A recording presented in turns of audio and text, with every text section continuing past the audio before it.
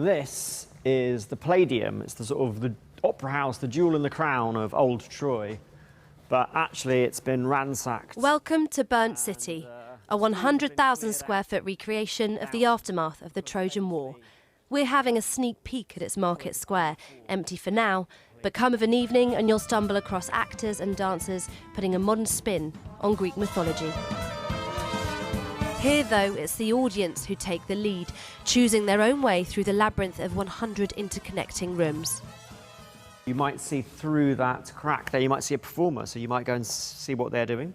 Or you'd go past this alley that leads down towards the bars and the back streets of Troy, downtown Troy, where it's a much darker, more enticing nighttime wonderland.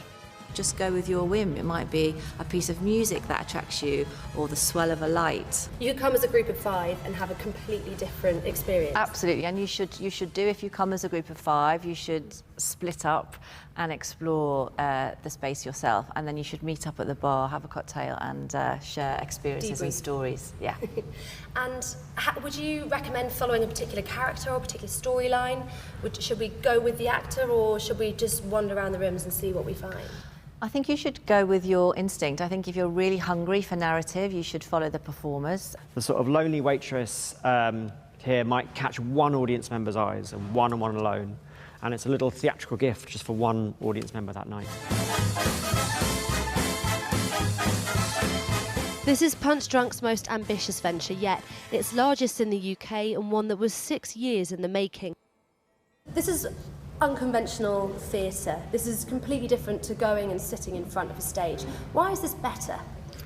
I don't think it's better. We would never say that it's better, and we love going to the theatre and sitting in seats and watching amazing cross-arch conventional theatre and dance, but this is just a very different experience. With this, the audience have to be present, they have to make decisions, so they actually own their own theatrical night out.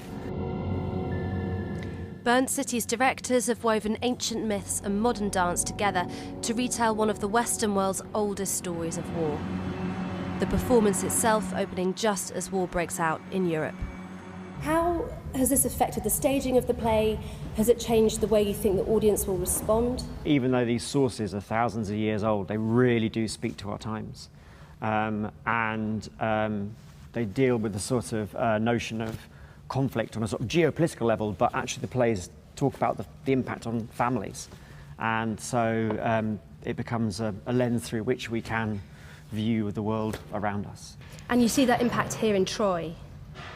You see that impact in Troy and in Greece, and actually we conceived this work in part as a kind of war requiem, but not specific about one war, but about many wars. There's the tragedy, there is the requiem, but then there is also the resilience and the strength and the fortitude that can shine through, and I think what we've been witnessing over the news in the past few weeks really speaks to that and the power that Troy can house within it.